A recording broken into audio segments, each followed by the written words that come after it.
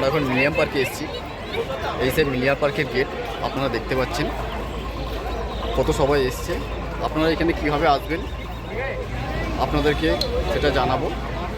তার আগে মিলিয়াম পার্কটা ঘুরে দেখে নিই কী কী আছে মিলিয়াম পার্কে।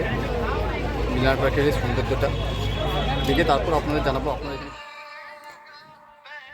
এই সে মিলিয়াম পার্কের গেট। আমরা এখন মিলিয়াম পার্কের ভেতরে ঢুকবো। ভেতরে ঢুকেই আপনারা প্রথম দেখতে পাবেন একটি বড় নারকেল দোলনা।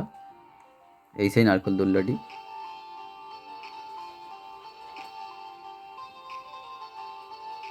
আরও অনেক দোলনা আছে। এটা টিকিট কাউন্টার।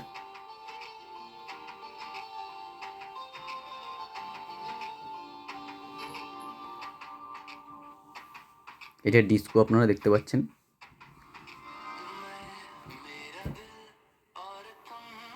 এইটা একটা টিকিট কাউন্টার। এই দোলনাগুলো এখন সব কটাই বন্ধ আছে।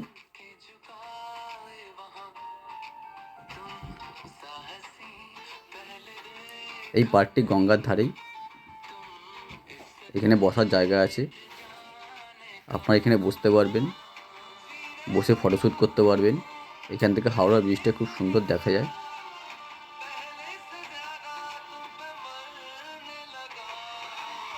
পার্কের ভেতরে অনেক সুন্দর গাছও আছে, আপনারা ফটোশ্যুট করতে পারবেন। অনেক খাবারের দোকান ছিল, এখন খাবারের দোকানগুলো সবই বন্ধ হয়ে গেছে। খাবারের দোকান আপনারা পার্কের বাইরে পেয়ে যাবেন। এটা ড্রাগন টেন্ট আপনারা দেখতে পাচ্ছেন। এখানে কত সবাই এসছে। এই লঞ্চ আপনারা দেখতে পাচ্ছেন, গঙ্গার ধারে লঞ্চগুলো কত।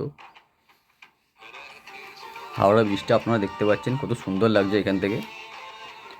আগে এইখানে পার্কে ঢুকতে 10 টাকার টিকিট ছিল, এখন টোটালি ফ্রি করে দেওয়া হয়েছে। এর পাশেও একটা পার্ক আছে, সেটাকে আপনাদের দেখাবো।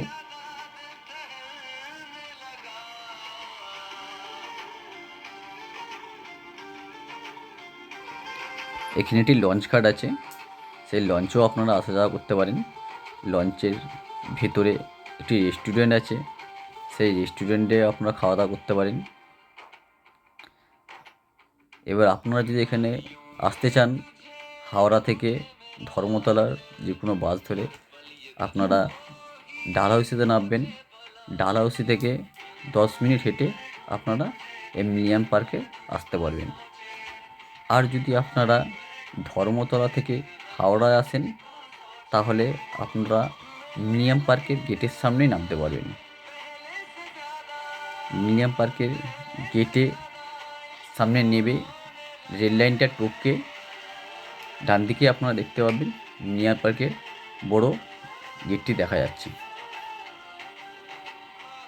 এইগুলো বাচ্চাদের ছোট ছোট দোলনা, এখন সব বন্ধ হয়ে গেছে। এই সব দোলনাগুলো আপনারা দেখতে পাচ্ছেন, ছোট ছোট দোলনাগুলো।